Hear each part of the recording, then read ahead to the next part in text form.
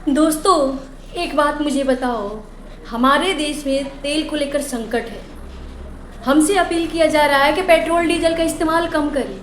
फिर बांग्लादेश को क्यों सप्लाई कर रहे हैं? बांग्लादेश को नेपाल को क्यों दे रहे हैं? पहले हमारे देश में संकट है तो हम अपने देश को देखेंगे ना। आप हमसे बताओ, आपके घर के इस चीज़ का संकट हो तो पहले आप अपने घर को देखोगे या पड़ोसी को? ये वो बांग्लादेश है जो हमारे हिंदुओं को मारता है, काटता है, भगाता है। आपको अगर लग रहा है कि सिर्फ 3 रुपये पेट्रोल डीजल का रेट बढ़े हैं तो सबसे बड़ी गलतफहमी में जी रहे हो आप। आइए मैं समझाती हूँ कैसे। दरअसल मई महीने में अब तक 16 मई तक लगभग 2.13 करोड़ टन कच्चे तेल का भारत ने आयात किया है और उसमें से बांग्लादेश, नेपाल, भूटान अपने पड़ोसी देशों को लगभग 563 हज़ार मैट्रिक टन यानी कि लगभग 56.3 लाख टन पेट्रोल डीजल अपने पड़ोसी देशों को भारत ने दे दिया है। अब इसको क्या कहेंगे? इसको क्या कहेंगे? हरदीप सिंह पुरी एक सम्मेलन में जाकर बोलते हैं कि प्रत्येक दिन 1000 करोड़ का भारत की सरकारी पेट्रोलियम कंपनियों का घाटा हो रहा है। अप्रैल, मई, जून का आंकड़ा निकाले तो 1 लाख करोड़ का घाटा जा रहा है।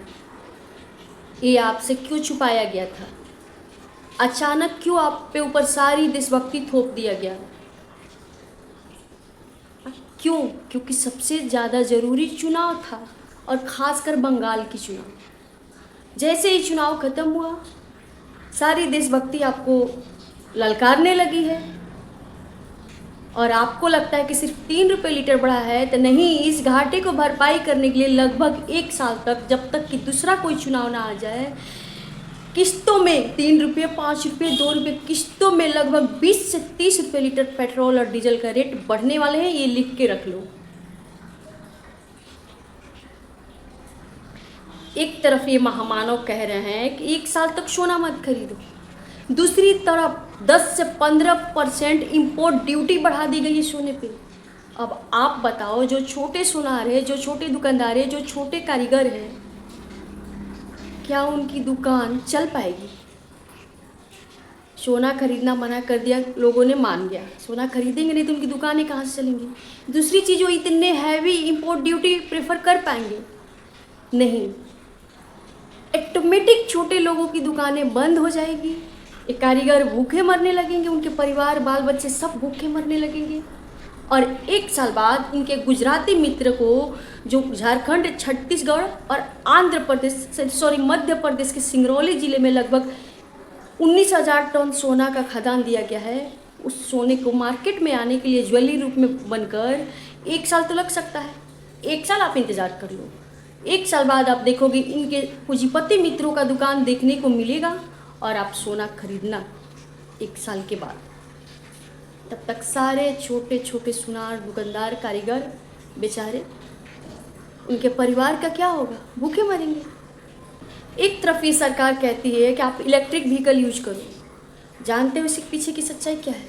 दरअसल इनके गुजराती मित्र का सबसे बड़ा, भारत का सबसे बड़ा बैटरी स्टोरेज कंपनी गुजरात में ओपनिंग हो गई है, इसी साल ओपन हुआ है, जो कि भारत की सबसे बड़ी कंपनी है। अगर आप बैटरी व्हीकल्स यूज करोगे तो ही तो उनका बैटरी सेलिंग होगा, तो ही तो उनके मित्र को फ़ायदा होगा। दोस्तों, आपको कितना हद तक मूर्ख बनाया जा रहा है, कितना हद तक बुद्धू बनाया जा रहा है। आपको बोला जा रहा है कि विदेश यात्रा मत करो, खुद ही ये जनाब पतली गली से विश्व यात्रा पर निकल गए हैं 5 दिनों के लिए। आपको मना किया जा रहा है तो पेट्रोल डीजल कम ही इस्तेमाल करो। ये जनाब 6 बजे सैकड़ों गाड़ियों के साथ रोड शो करके आकर बोलते हैं पेट्रोल डीजल कम इस्तेमाल करो, देशभक्ति दिखाओ। फिर 9 बजे रात को गुजरात में जाकर रैली करते हैं सैकड़ों गाड़ियों के साथ। ये देशभक्ति इन पे लागू नहीं होती है। देखो, सोचो, ये रियलिटी है और समझो आपको कितने हद तक मूर्ख बनाया जा रहा है। अपने देश को बचाओ। इससे ज़्यादा मैं कुछ नहीं बोलूँगी। मुझे किसी से लेना देना नहीं है। जो सच्चाई है मैंने कह दिया है। धन्यवाद। जय हिंद, जय भारत।